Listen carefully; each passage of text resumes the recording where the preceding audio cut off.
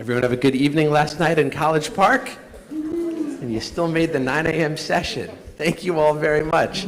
The first session of the day gets harder the later the conference goes on, so I appreciate you all being here. My name is Michael Aiken. I'm president of Link Strategic Partners. We're a social impact consulting firm. We're based in Washington, D.C., 6 offices in the U.S. and 1 in Manchester, England. We're doing a presentation this morning on strategic planning and the principles of strategic planning, and I'm really excited about this. How many folks here have done a strategic plan before or been part of a strategic planning process, either leading it or being interviewed through it? A lot of you, right? So kind of the old way of strategic planning was to try and predict the future and then align your organization to meet those needs. No one's strategic plan had the last 5 years in it. No one's, right? Did any of your strategic plans anticipate what the world looks like today? No. Global pandemic, all the other stuff that's going on. And so strategic planning has thankfully evolved as a field into stopping to try and predict the future and more about how do we map the assets that make our organization resilient and forward-looking so that we can keep up with whatever those demands are. So instead of trying to position ourselves for what we think the world is going to be, how do we highlight what our organizations do well to prepare for whatever the world throws at us? And I think that's a really good and needed shift in the strategic planning space. And we're doing a lot of strategic plans with higher education institutions and towns and cities around the country. It's been really great to see how those principles have been embraced and moving forward in a way that hopefully makes the strategic planning field a little bit more resilient itself going forward. And so Poppy Humphrey from our team is going to be leading this presentation. Many of you know Poppy. She's remarkable, has a background in higher education, also in city and local government work in Manchester, and just completed her master's in higher education strategic planning as well. So we are lucky to have Poppy in lots of different regards. And she put together a presentation today based a little bit on Link's work in the strategic planning space, but also the academic research that underpinned her strategic planning master's to really tie together that theory and practice. And so my job is to introduce us and then get out of the way and let Poppy be brilliant for the rest of today, and I'm really excited about that. So we talked a little bit about what Link is, stakeholder engagement, community engagement work around the country. Next slide, please. Some of the places we've done work over the last 2 years. It's been a really interesting journey. Some of you have known us since the very beginning, 13 years ago when we started this little company to do hyper-local work. We're now doing hyper-local work in communities across the world. Why does something like that even matter? Because what we're finding in a strategic planning sense is that no one is starting from scratch. We're all building on the context of where we're from, and we're able to pull a lot of lessons from what we're seeing in communities across the country and around the world and really bring some of those forward, and it's been absolutely fascinating. Next slide, please. I spent 10 years at George Washington University leading government and community relations. I found my people the first time I came to ITGA. It was a very lonely existence when I had that role, and I came here, I was like, wait, there are other people who do this work. And so this is my 15th ITGA conference this year. First one was Murray State in Kentucky. So Left GW was part of ITGA, founded Link Strategic Partners, actually hosted a reception at the Boulder conference announcing that we were forming this company. So ITGA and Link has been a key part of our identity. If you go to the next couple slides here, we founded back in 2012. Next slide. You can see kind of our team grow up over the years here. A lot less gray hair, but ITGA has been a key part of the discussions we've had throughout. And why do I mention that? For any of you who are new to ITGA, and I'm very proud to be on the ITGA board, this conference I find every year is a place to really highlight best practices and really bring them forward. So we're going to share some of our best practices around strategic planning today, but there are clear experts in the room. We would love to hear your feedback on what has and hasn't worked in these processes in your towns and your campuses so we can all learn together. So we will share some pieces of expertise, but we really hope to get some expertise back from the room as well. Next slide, please. Let me do 30 seconds on our team. I know it seems like we brought all of them here, but if you look at the next slide here, this is Link. We're about 70 people now. Our youngest employee is 16. Our oldest employee is 96. We have every generation really intentionally represented at Link. It's something we're very, very proud of. 65% of our team identify as women, 70% as people of color. We have a really robust second chance hiring program. About 15% of our team are formerly incarcerated individuals. I mention all this because if we're going to do work in and of communities, in and of universities and in and of cities. We have to reflect the communities where we operate. That's a key part, I think, of strategic planning, is making sure that you're working with a team that really understands the variety of communities that make up all of the places we live and work. The other thing is we don't hire consultants and make them better consultants. We hire really good professionals and people and teach them consulting. And so we have a lot of higher education officials and former teachers, etc. Next couple slides here.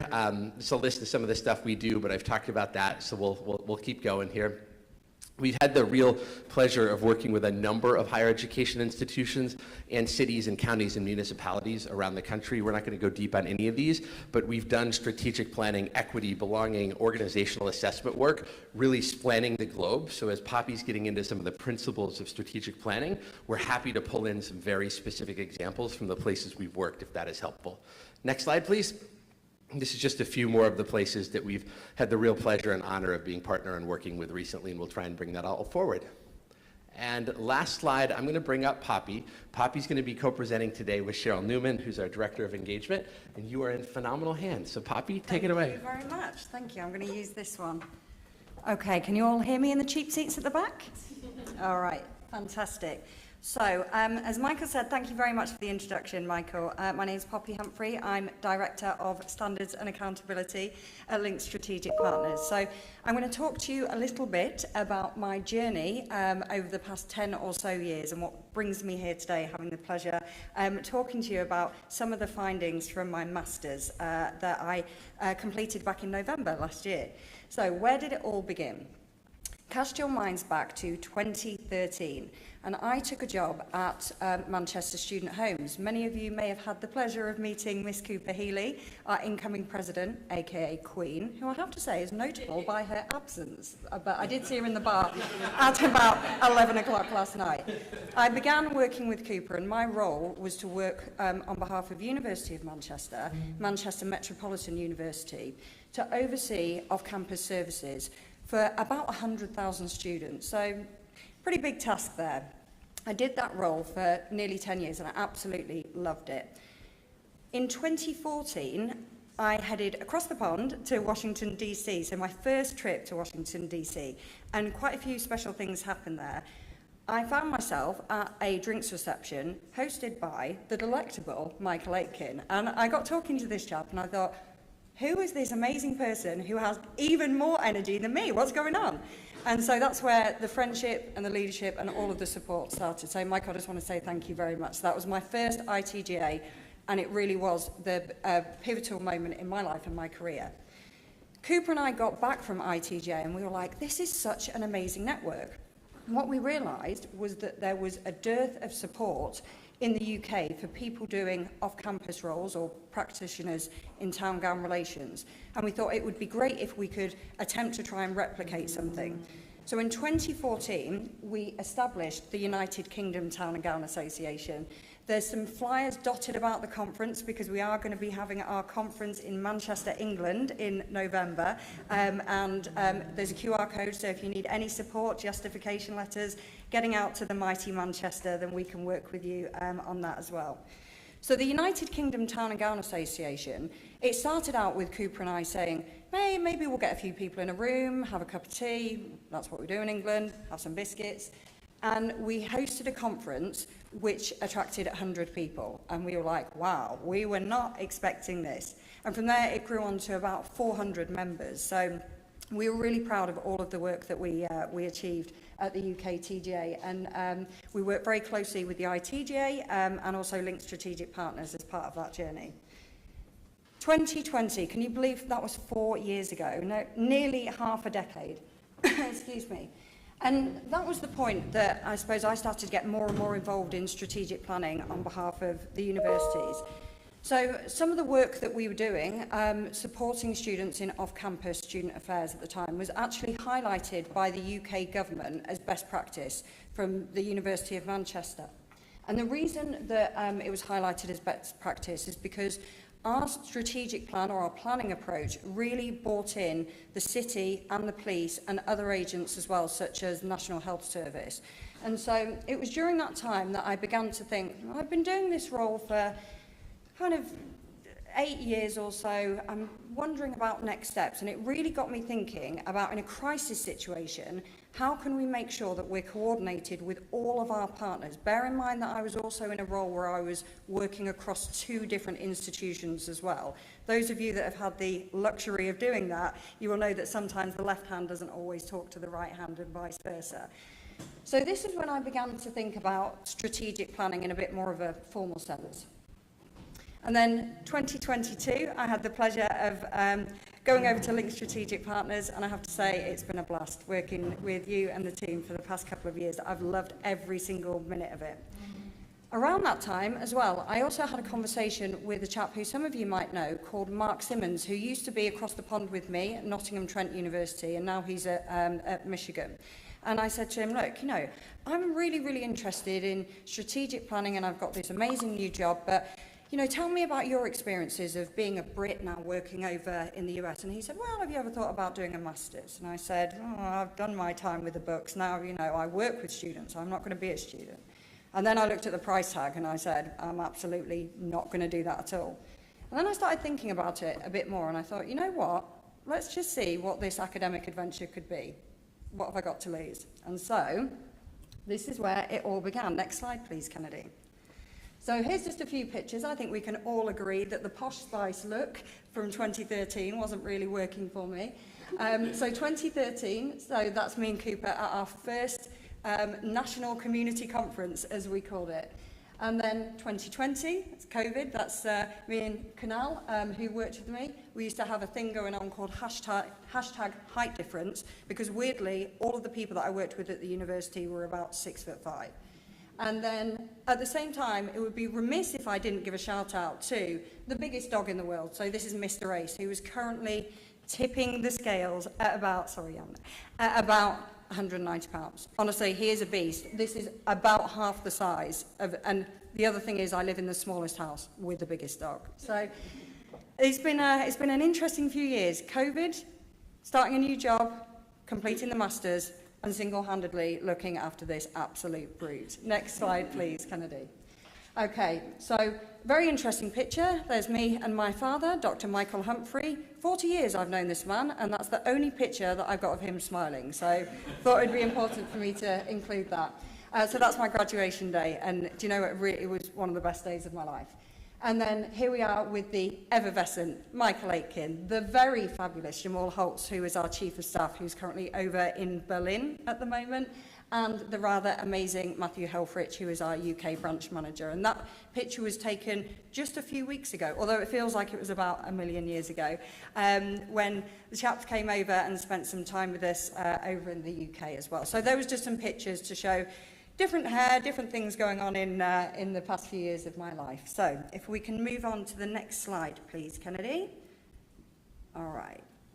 So we're going to give you some practical examples about strategic planning and how that can take many different forms. But here's just a few of the partners, our amazing partners and clients that we've worked with on strategic planning. But I'm going to jump into the academic side of things. So I hope that you've all had your coffee. And if we could move on to the next slide. But we're going to come back to some practical examples at the end. And the amazing Cheryl Newman will give us an overview of those. So a tale of academic discovery. And it really was. So organisational planning is always challenging and risk-laden, but it becomes especially daunting in uncertain times, times of great change, such as those the world is now in.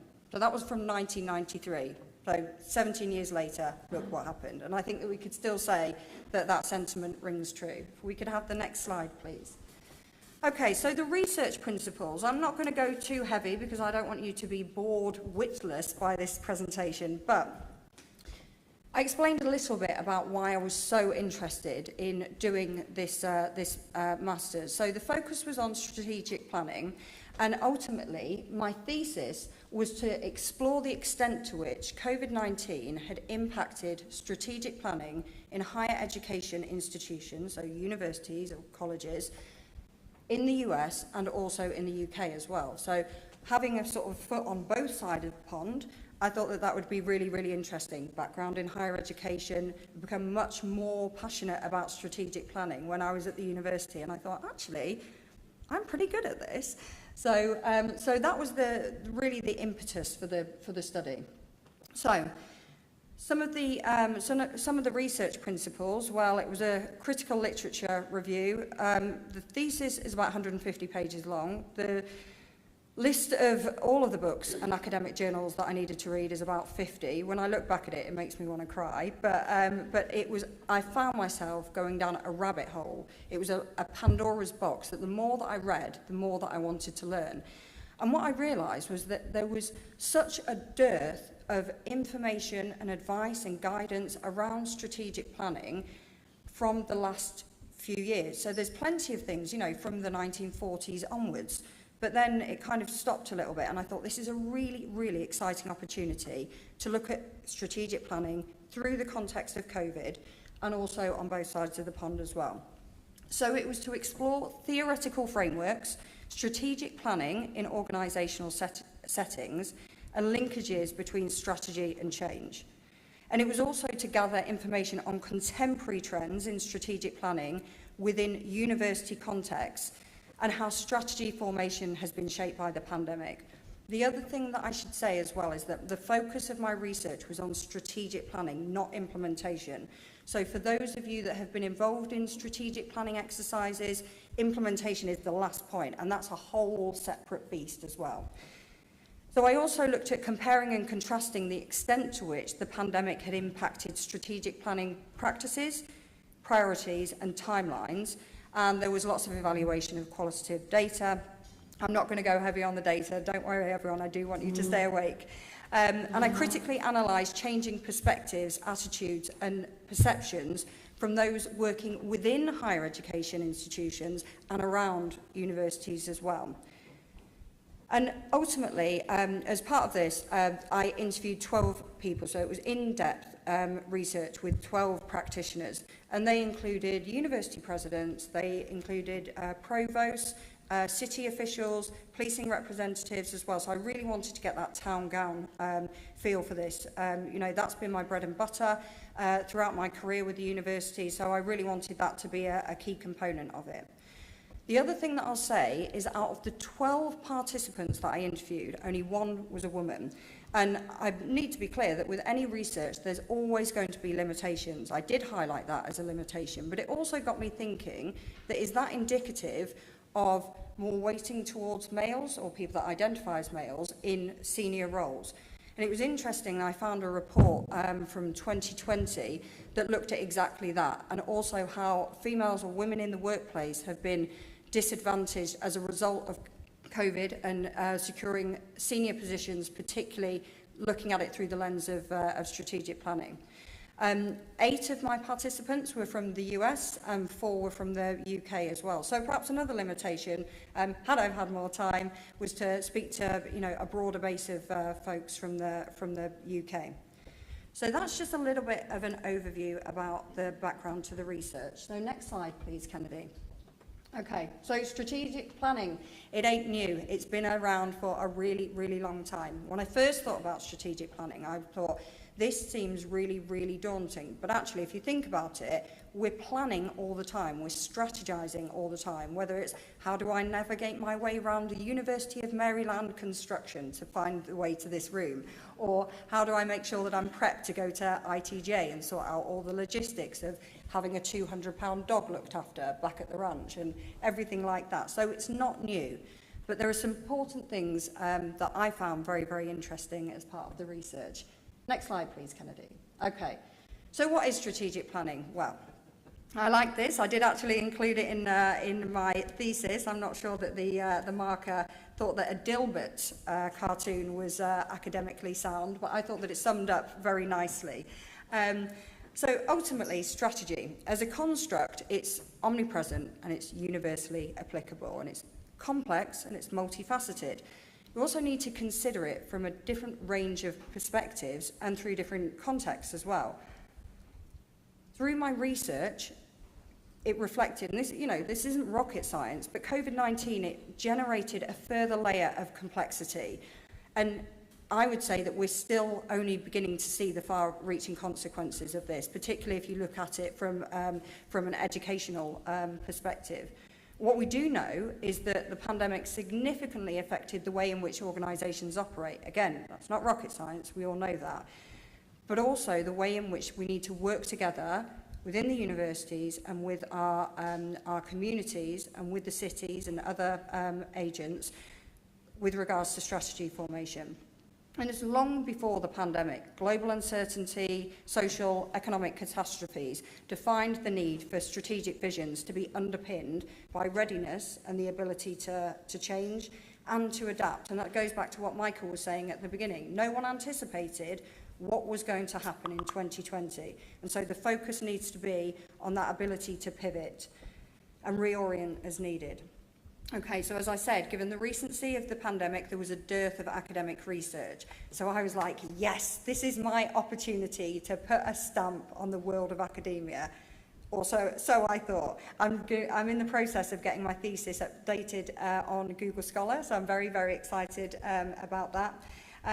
But the impact of COVID-19, it affected absolutely every aspect of university relations, operations. Would you agree? Would you say that that was a fair point? In both the tangible and the intangible sense as well. So enrolment, teaching, learning programs, student and staff experience as well. You know, we heard about the Great Resignation. It caused uncertainty, but it also caused opportunity and a real ability to engender transformative change. Crises don't happen in a vacuum, and then from my thesis, their ramifications spread like tentacles, serving as a reminder that the previous MO can never be reinstated. They can cause economic, societal, and organisational devastation, but they also enable strategic renewal. Next slide, please, Kennedy. Okay, so 10 key findings. I'm going to just choose a few of these, but I'm going to go through them. So, as I was talking with all of the participants and based on what it seemed like 1 billion books that I'd read over the course of a couple of years, what I found were 10 key principles. So the first, a suspension of strategic planning during crisis. You're in crisis mode. What you don't want to do is sit down and say, let's map out for the next 10 years how we're going to navigate our way through this and then beyond. It's absolute foot to the floor. We just need to respond and just get on with this. A prevalence of power dynamics, and I'm going to speak to you about that, tied in with the theme of inclusivity as well. And for me, that was really, really interesting and something that I hadn't anticipated, that DEI, diversity, equity and inclusion, was going to really come to the fore as part of the research. Prevalence of risk as well. There was lots and lots of discussions that previously risk-averse institutions, they would have had a risk register, they maybe would have anticipated that there may be some challenges along the way, but now risk is very much driving the strategy. Strategic imperatives for speed. So I had a fantastic quote from one of the participants. I wish I could give them a shout out, but I need to protect their anonymity. You can't afford to fiddle while Rome burns. I absolutely love that. So again, when everything turns to chaos, it's time to have some quick, rapid decisions. Now, that can work well, or we've also seen examples, particularly across the pond in the UK, where quick decisions actually really, really backfired. So I'm happy to talk more about those examples. Future memories as well. When you're working in any organisation, any institution, and you're looking forward, you can't do that without looking backwards. And certainly that we know from a lot of our work with universities in the strategic planning context that it's really, really vital that you're considering the legacy, the rich legacy and the history of the institution and that journey along the way. Reframing conventional planning methods. I'm going to speak to you a little bit more about this because I had some really, really fantastic approaches for people having fun with strategic planning. We're moving away from the fact that this is a stuffy boardroom affair in an ivory tower, but getting much more people involved in it. And we're also going to talk to you about some of the cool stuff that we do at Link as well with regards to the planning processes. One of the themes that came across from absolutely every single person that I spoke to was about the value proposition of universities in this super complex world that we're living in. How is it that we can encourage students to come to universities when they may be more attractive cheaper alternatives to get their foot on the ladder as well. So that was a real theme that came through, and again needs to be considered as part of planning processes for universities. And then interconnectivity of strategic plan. Well, that's what we're here for. We're interconnected with our city partners, with our university partners, policing partners, with our campus communities. And so that, again, for me, was something that came out as a really, really key theme, that strategic plans cannot operate in isolation. Talk a little bit more about that. And then continuous planning as well. In essence, the process never stops. Again, I'll speak to you a little bit more about the findings there, but at Link, we have a theory called the feedback loop. If any of you came along to our rather fantastic presentation yesterday with Montgomery College, we spoke about that. Shameless plug. We're also doing a presentation tomorrow where we're going to be looking at engagement and social media, and we'll speak a lot about that feedback loop. That's another example of a process that never ever stops. So, if I can have the next slide, please, Kennedy. So what I'm not going to do is read everything on the screen for you, but I thought that this was just a fabulous quote that came through. George Floyd meant inclusion became very important and saw a rebirth of DEI. We are now more sensitive to inclusivity. And when I spoke to this participant, I said, okay, I get it, but explain to me what that means in the context of strategic planning. So This is the feedback that I had. And then as I went through my research, I found that more and more layers of DEI and inclusivity were coming to the forefront of discussions. So strategy formation during periods of uncertainty can be compromised by cultural tensions and also those deemed winners and losers of the process. So if you think back to the previous slide, I spoke about power dynamics. One of the participants said, it changed everything. COVID changed everything. There was a reordering of power and priorities. So innovation and change in almost any arena requires the skills to develop power and the willingness to employ it and to get things accomplished. Now, I understand that the term power can have connotations there, and I just want to remind you that this is the feedback. These aren't my words. This is the feedback and the findings from my research. So strategic planning, therefore, requires an intrinsic understanding of which players are deemed most powerful. The participants that I spoke to all agreed that pockets of institutions may receive greater attention based on how closely their focus is married with the overarching organisational goals. Again, it's not surprising. If you've suddenly got an issue in your town gown community and that marries up with, something that the senior colleagues are thinking, we really need to do something about this, all of a sudden there's been a shift in power and it's more likely that your voice is going to be heard. So some of the feedback that I had from participants were academic excellence, increased enrolment, student experience, research success, and financial sustainability. They seem to be the big, sexy goals that everyone said, if we were to look for funding, that's where it would need to be. Interestingly, town-gown relations didn't come through as in terms of the feedback that I had as one of the overarching goals for university. So that's just something to think about in terms of planning. And that, for me, really underscored the importance of the fact that strategic planning, it's an ecosystem of relationships, but also organisational attitudes and beliefs. One of the participants said to me, the dynamics have shifted because of COVID, but certain tensions remain, even down to how people are introduced and the weight that job titles may carry.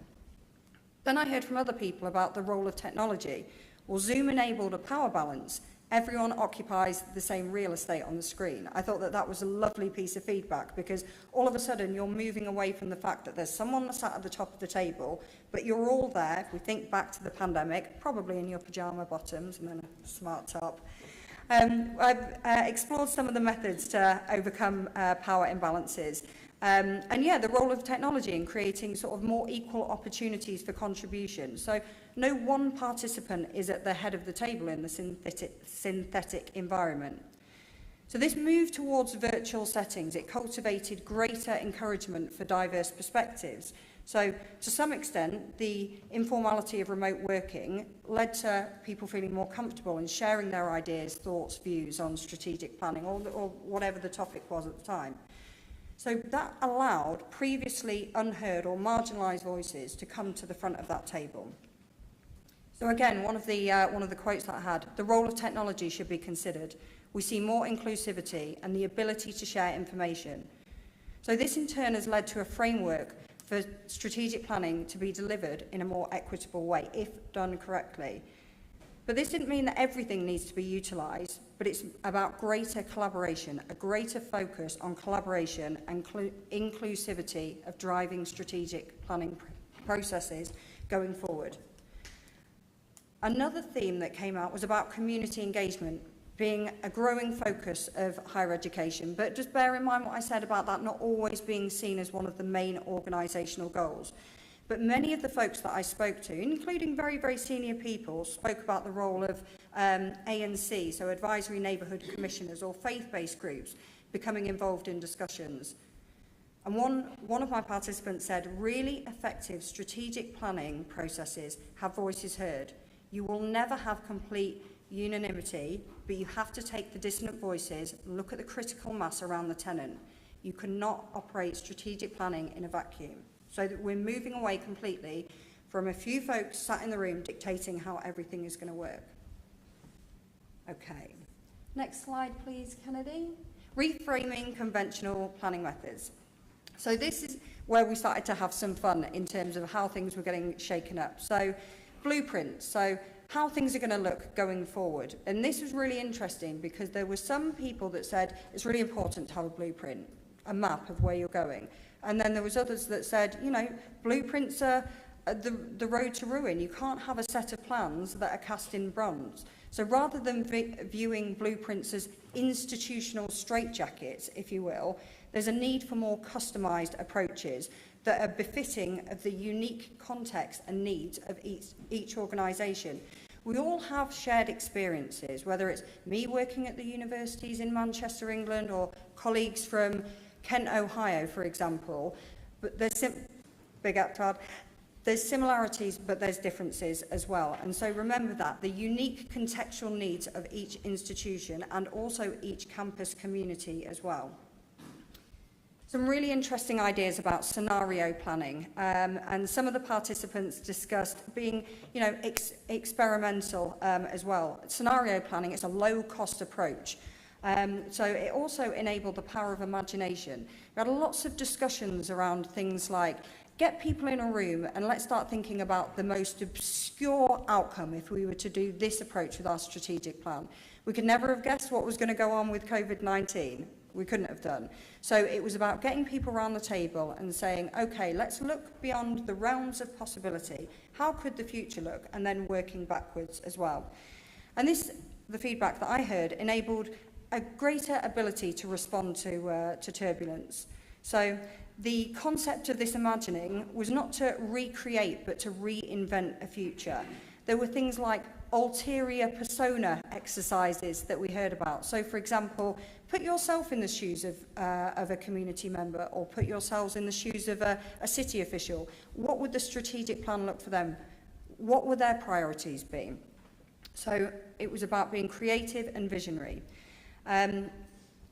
The other surprising theme that came across was the concept of gaming as well. So Cooper and I, when we used to do our previous presentations, we used to speak about what's the biggest community in the world, and people would say, China. No, you're way off. It's actually the gaming community. Like, I had no idea. It's absolutely massive. So, like, over 3 billion people are into gaming, however that looks. Kennedy is a massive gamer, for example.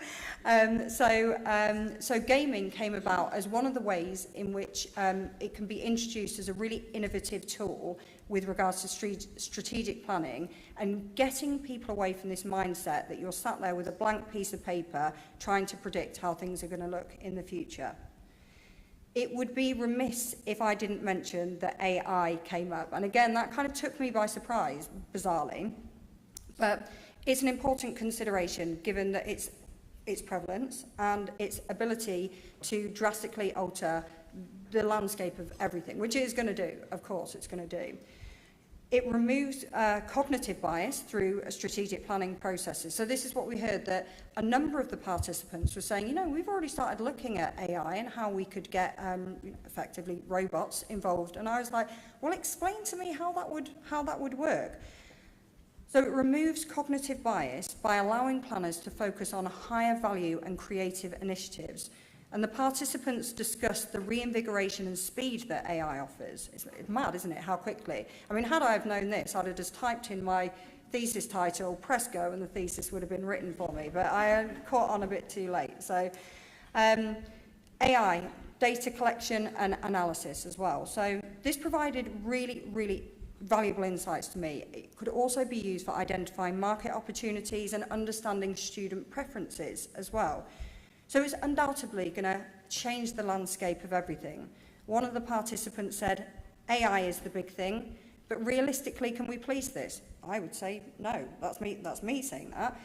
So we should teach it and use it for our own decision making. So again, it's going to change the way, or is changing, it has changed the way in which educational institutions are engaging with students, but also having their own planning processes as well. But this is a balance. You know, sophisticated robots, no matter how sophisticated they are, cannot replace human imagination. So therefore, as innovation advances, the significance of increasing human capability, so the capabilities of us in the room as practitioners, will remain undiminished. Next slide, please, Kennedy. Okay, interconnectivity of strategic plans. So intentional cross-functional planning. There's some rather big words there, but this came across through all of the conversations that I had. And I had a conversation with a colleague from the United Kingdom, and they said, you know, before this, all of our strategic plans, it was quite serendipitous if the plans kind of aligned to one another. So let's say, for example, that you've got a facilities master plan. It would work out quite nicely if that aligns with the enrolment plan that you've got. And I think that we're moving towards a place where there needs to be a focus on this interconnectivity of plans. Remember what I said about the left hand not always speaking to the right hand. So I'm not sure if that's your experience, but when I was working in the universities, that was certainly how I felt, that there'd be pockets of activity going on here and not necessarily speaking to the other folks over here.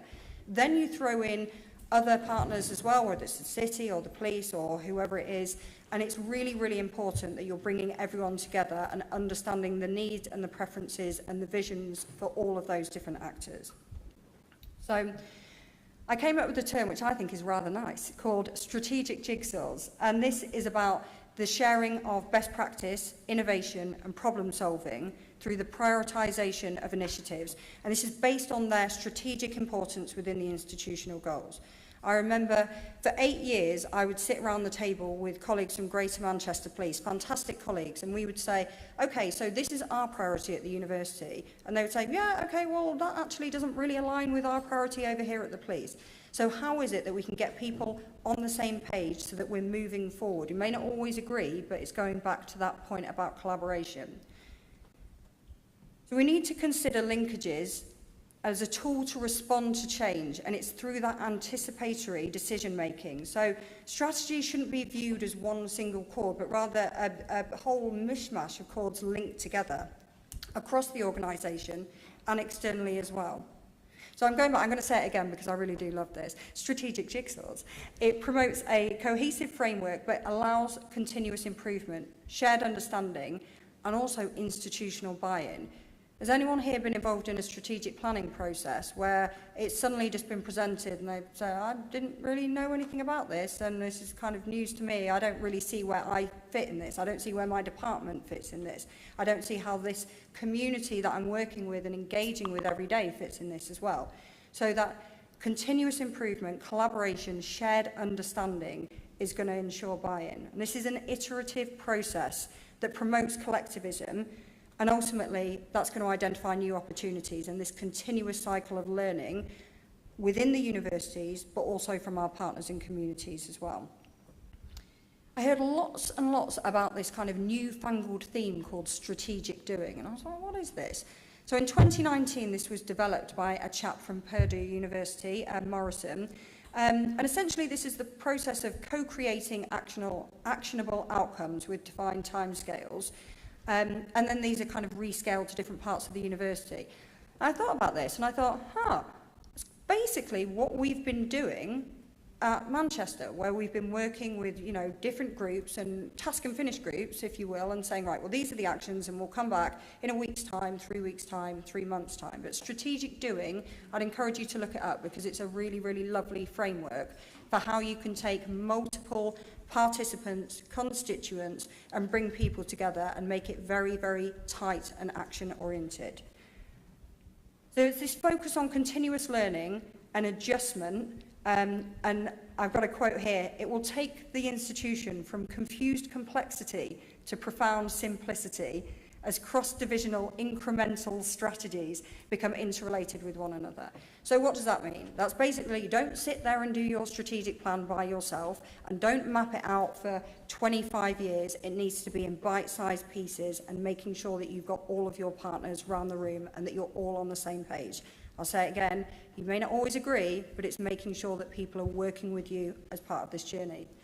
And then there was a really, really lovely example that I got from one of my participants over in the US, and they said, look, just before the pandemic, we spent millions of dollars on this amazing new building where all of the staff were going to come in, and then 3 months later, the pandemic hit. Now we've got half of this space that is empty. What are we going to do with it? Well, we started working with the local city and the police, and they can co-locate from here as well. So we had this whole discussion about strategic synergies. How can we use space that otherwise wouldn't be utilised, to get our partners to come in and really bring them into the heart of discussions as well? Next slide, please, Candy. All right, continuous planning. So this is going to take us right back to the point that Michael was making at the beginning. So no surprises here, that ultimately participants reflected that universities need to develop more flexible, agile decision-making tools with a constant oversight of strategic planning, rather than kind of taking this episodic approach. The level of preparedness and resilience to respond to crises rests on regular processes. So this is regular processes. You can't do a strategic plan, let it sit on a shelf to rot, and then revisit it in 5 years' time. It's constantly going back and looking at it, sense-checking it against an ever-evolving landscape as well, whether that's the internal landscape and the dynamics of what's happening at the university, or also externally, in a hyper-local sense, with your campus communities, or globally. Look at the pandemic. So in essence, the process never finishes. Think about that feedback loop that I mentioned before. And there was an acknowledgement that in order to achieve this, universities needed to be adapting in rapidly changing environments. And there was very much a theme that came through about the role of leaders. Must approach performance monitoring with a new mindset. So how are we doing? We don't look at a strategic plan 5 years down the line and go back and say, did we achieve that? It's constantly sense-checking it and going back. So the central question here isn't looking at things retrospectively and saying, how did we perform? Instead, it's going back, checking, do we need to alter the course, and making sure that that is communicated and people are engaged with the process as well. Rapid change requires strategy which can be creative and flexible, and we've spoken a little bit about the way in which you can bring people in to hear their voices heard and have some fun with that and ensure a more inclusive process. But what I heard was, prior to the pandemic, in the vast majority of organisations, strategic planning, it's a calendar-driven ritual, which assumes that the future is going to be more or less like the present. Could we all agree that you can't say that? You can't say that at all. So a further finding revealed that the focus needs to be on this evergreen planning, so a living strategy, as I said before, that's adaptable to changing environments. Universities, communities are living, breathing entities, and so should be a strategic plan as well. So there's a need for well-established strategic planning processes that are opportunistic.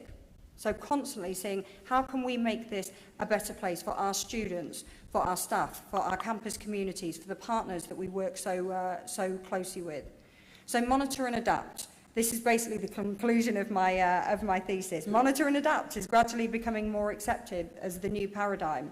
So a reasonable approach would therefore be embedding techniques which include staff and make sure that they are educated and supported as part of the strategic planning processes and equipped to have the skills to have this creative thinking and be aware of the risks, including risk management approaches, to ensure that when we're looking at town-gown relations and beyond through the realm of strategic planning, that we are constantly focusing on inclusivity and a solutions-based approach for the future. So I know that that was a lot. I'm very, very happy to answer any questions. So that was all of the boring theory, and I'm going to bring Cheryl in to talk about some practical examples of how this works in the real world and the amazing work we do with our partners. Thank you, Poppy, and good morning, everyone. I have the honor and the privilege of working with Poppy on these different endeavors, and Poppy and I represent the epitome of town gown. I am the town. I have over 35 years of experience in local government and various cities, and Poppy has already told you about being the gown side. So I'm going to give you an example, a very specific example, and if you were here last year, you'll remember we did a presentation with the University of District of Columbia with Dr. Guillory. We talked about what they were doing and as they were endeavoring into their strategic plan. So we are just about done with that. I'd say 99% done, just putting the final finishing touches on that. And some of the things that Poppy talked about in her presentation, which are very important to sort of what we did as it relates to UDC, and I want to just bring those up. The first one has to do, and this is from her 10 principles, has to do with inclusivity. Making sure from their perspective that everyone on campus, from the students to the faculty, to the alumni, to the staff, were included in this process. It was very, very important for them because in past strategic plans, they did not include everyone, and they were very vocal about the fact, for example, that the alumni in the entire strategic plan in the past, the word alumni was mentioned once in the entire plan. So we made sure that we went through and did something that was extremely inclusive of when we were going through that process. Talking about new methods, when Poppy was talking about different ways to approach groups, we were really creative as we tried to make sure that people were included. We did things like office hours on campus. We did ice cream socials. We did food trucks. The goal here was to get everybody to come out, and once they came out in a very casual environment, we were able to have these very in-depth conversations with them where they didn't feel like they were put on the spot and they were sort of in jeopardy of giving away any secrets. So it was a very relaxed sort of environment. Poppy talked about future memories. Future memories is very important to a university like UDC because they are an HBCU.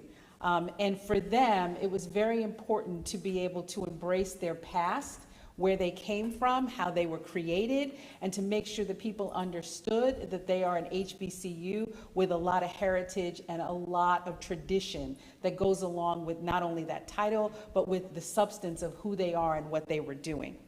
And then we talk about continuous planning. That was very important because in the wake of the pandemic, as everyone did, they had to stop their processes. They had to go to online learning. They had to change how they were addressing admissions, how the faculty was interacting with students when they couldn't do it in person. So there was a sense that as we were doing this plan, that while strategic plans are static in some ways, because you sort of seal it, you write it down, you hand it out to other people, they wanted a plan that they knew could grow, that could actually give them the opportunity as they were going forward to be able to embrace the next change, because we all know that there's going to be something else that comes, and it may be a predicted change or it may be a change that quite frankly no one knows about. And the last principle on Poppy's list is that interconnectivity. University of District of Columbia actually is composed of 3 campus-type activities. You have the community college, you have the university, and you have the law school, each of which has a plan, has goals, has objectives. And when we did this strategic plan, the effort here was to ensure that all of them had a voice at the table and that they were all working toward the good of one institution, which is the University of the District of Columbia. So we brought all of those schools together in advisory methods. We made sure that they all had a voice in this plan. And when you see the plan and the final result, they all have had the opportunity to put in their own goals, their own objectives, their own KPIs, and they know that they are now very much a part of the overall framework of what this university is going to look like going in the future. Now, we had a couple more examples, but we actually want to get to questions. So one of the examples was from Clemson, and we had the privilege of working with Clemson. Poppy and I, again, worked on that project. And the focus there was very much on inclusivity and making sure that the town and the gown were working together on how they were going to move forward. And we also did a plan for the National Association of Community Health Centers. It is not a university, but it is a national organization and association that deals with the complexities of all of the different organizations, health community centers throughout the country. And the benefit that we had there was not only about inclusivity, because think about the very rural clinics as well as the clinics that are in the city and how they all can feel like they're part of this, but also the concept of the future memories was very important because they have traditions in each of their locations that they want to preserve, and they want to bring those forward as they start to consider what healthcare looks like for them going forward. So I'm going to stop, have Poppy and Michael come back up, and if you have any questions, please feel free to ask. Thank you.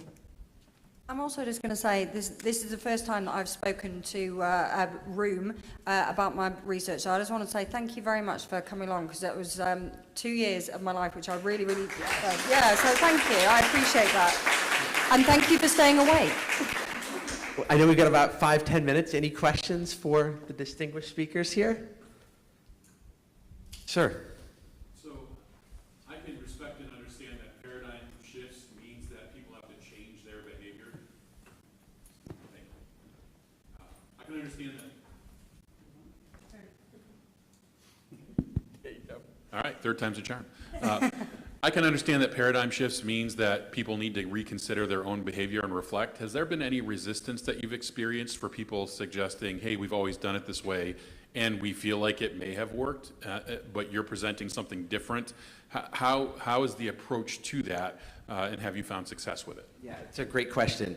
There's always resistance to change. What we start with is don't change what is working. So there's no need to try all new things if what you have is starting from a place of success. What we found a lot is the planning process itself has a lot to do with the absolute implementation of that plan later on.